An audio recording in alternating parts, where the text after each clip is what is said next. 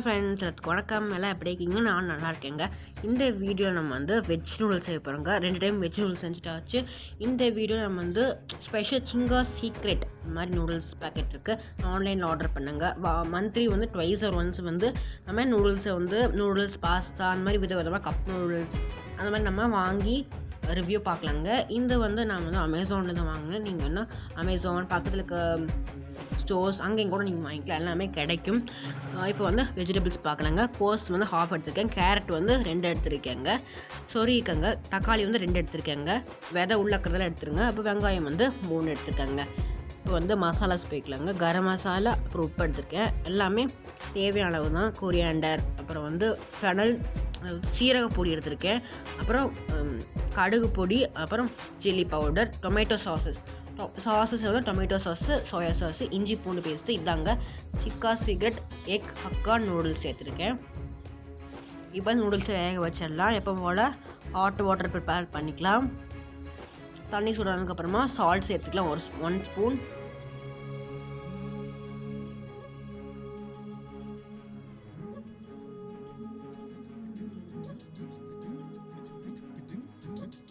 அதுக்கப்புறம் ஆயில் நல்லா சிக்காகாமல் இருக்கிறதுக்காக ஆயில் வந்து 1 ஸ்பூன் சேர்த்துக்கலாம்.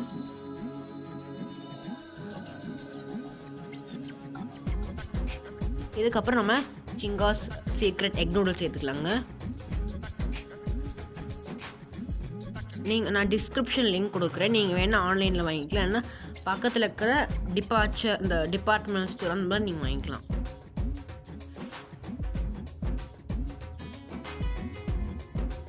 நல்லா தண்ணியில் முங்க விட்டுருங்க.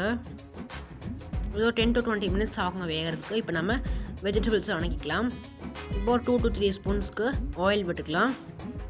இப்போ வெங்காயம் வந்ததுக்கப்புறமா இஞ்சி பூண்டு பேஸ்ட் போட்டுடலாங்க. நல்லா பச்சையாக இருக்கும் போதே போட்டுருங்க, நல்லா ஸ்மெல் ஆக ஆரம்பிக்கும், இல்லை நல்லா வேகும்.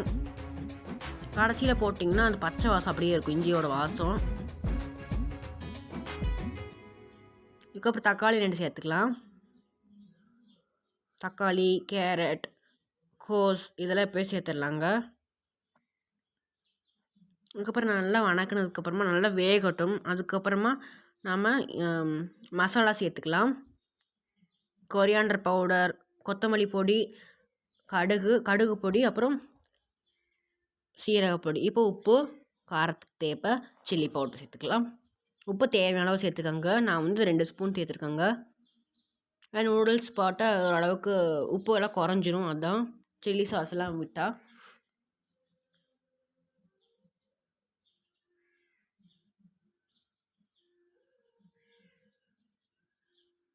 இப்போது நல்லா வெந்ததுக்கப்புறமா சோயா சாஸ் சேர்த்துக்கலாங்க, 1 ஸ்பூன் விட்டுக்கலாம்.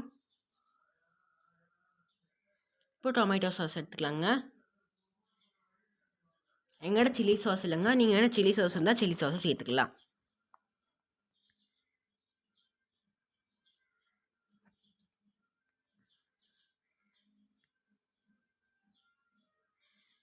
நான் இதே மாதிரி ஒரு டைம் வந்து லாஸ்ட் வீடியோவில் வந்து வெஜ் நூடுல்ஸ் பண்ணியிருப்பேன்.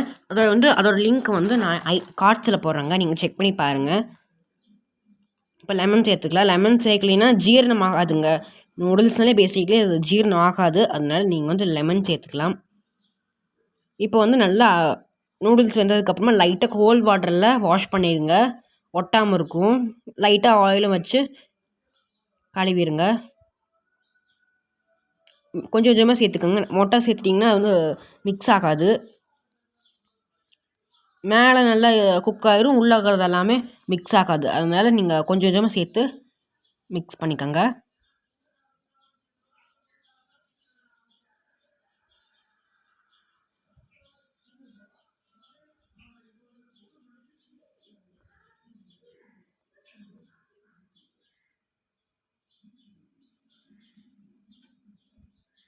நல்லா மிக்ஸ் பண்ணியாச்சுங்க. நல்லா சூப்பராகவே கலர்ஃபுல்லாக இருக்குது.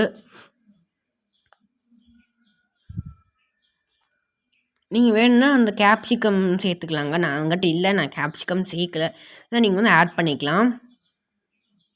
நம்ம பிளேட்டிங் போயிடலாங்க. நல்லா ஒண்டர்ஃபுல்லாக இருக்குது. ஒரு பிளேட்டில் வந்து நூடுல்ஸ் வச்சு அதுக்கு மேலே வந்து டொமேட்டோ சாஸ் வச்சுருக்கேங்க, ரொம்ப நல்லாயிருக்கு. இப்போ நம்ம டேஸ்ட் பண்ணி பார்க்கலாங்க. எப்படி இருக்குன்னு பார்ப்போம். நான் சாப்பிட்டு பார்த்தேங்க. ரொம்ப நல்லாயிருக்கு. கொஞ்சம் காரம் வச்சாயிடுச்சுங்க, அவ்வளோதான். மீதியாக நல்லா இருக்குங்க. ஓகே, தேங்க்ஸ் ஃபார் வாட்சிங். Take care. பை.